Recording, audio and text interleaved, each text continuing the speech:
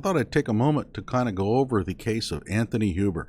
If you remember, Kyle Rittenhouse is being accused of first-degree intentional homicide of Anthony Huber. Who is Anthony Huber? He's the dude that tried to hit Kyle with a skateboard.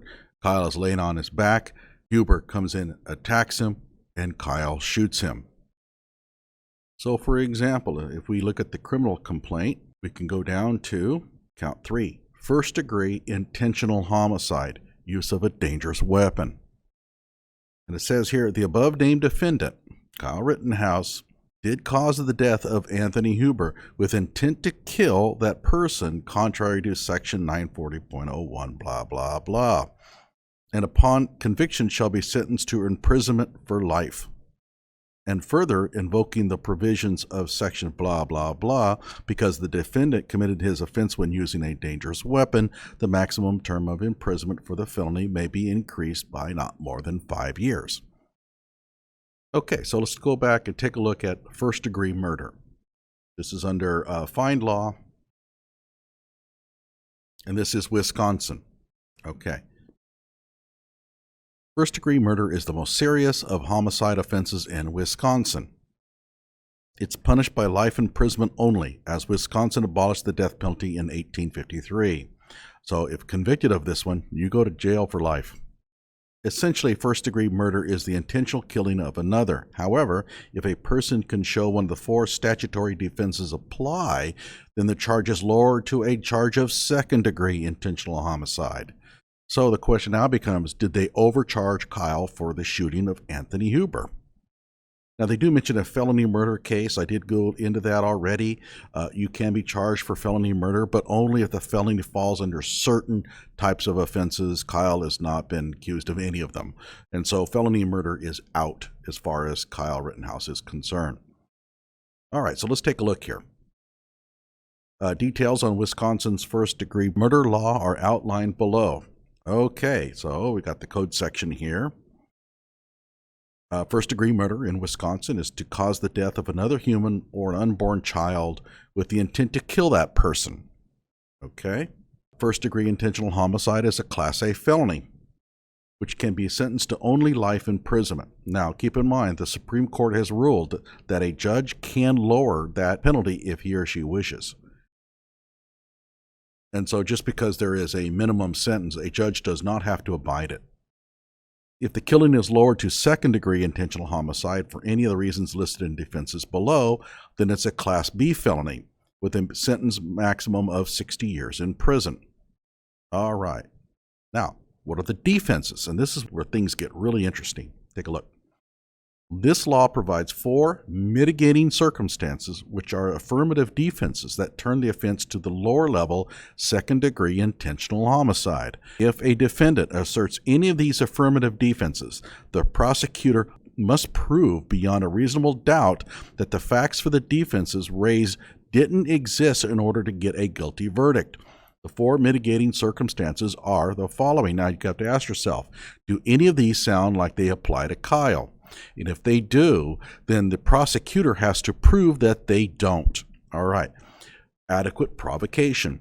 The death was caused under the influence of a provocation that caused him or her to lose self-control and would do so in an ordinary person.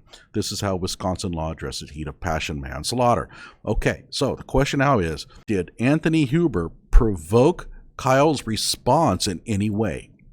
And if he did, would that have prompted the same response in an ordinary person? Okay, I think getting hit in the back of the head with a skateboard and being attacked by the skateboard would satisfy that claim quite easily.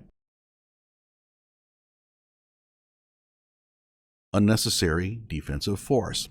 The death was caused because the defendant believed he or she or another person was in imminent danger of death or serious physical injury, and the force he or she used was necessary to defend whoever was endangered, but the judge or jury thought either the belief of danger or the force being necessary wasn't reasonable. This is the imperfect self-defense claim. If self-defense is truly reasonable, then it's a complete defense and the person is found not guilty. So, in this case here, the claim is, one, well, there's a couple of ways this could go. One, the defendant believed his life was in danger or that he faced physical threat. However, his belief was not reasonable. Or his life was in danger or he did face serious bodily injury, but the force that he applied was more than was necessary to prevent that harm. Prevention of a felony, the death was caused because the defendant believed that the force used was necessary to prevent or stop a felony, does not apply here. And coercion or necessity, which does not apply as well. Okay, so let's go back to the one that's rather interesting, adequate provocation. Okay, so we have Kyle running down the street, and Anthony Huber runs in from behind him and nails him in the back of the head with a skateboard, or at least tries to. We're pretty sure that he did actually hit him because Kyle did have a fairly serious bruise on the back of his head. Then, after Kyle is down on the ground, Anthony Huber attacks him again and tries to take his rifle from him. Now, the question becomes, would an ordinary person lose self-control in that situation? And frankly, I think that's pretty obvious that that would happen. So, the average person laying on the ground, being attacked by somebody, has an AR-15 rifle. Would that type of attack incline to make that person lose self-control? Now, in my opinion, first-degree intentional homicide is overcharging.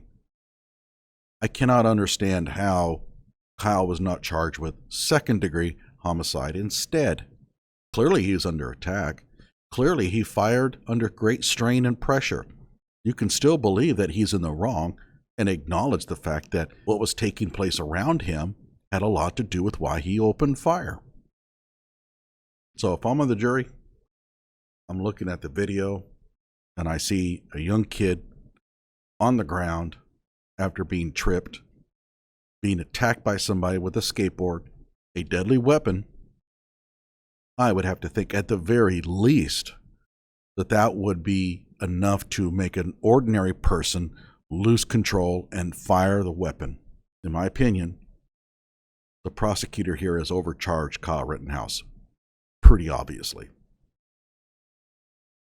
A second-degree intentional homicide would be more understandable. Frankly, I think Kyle walks on all of it anyway. Like my video and subscribe to my channel.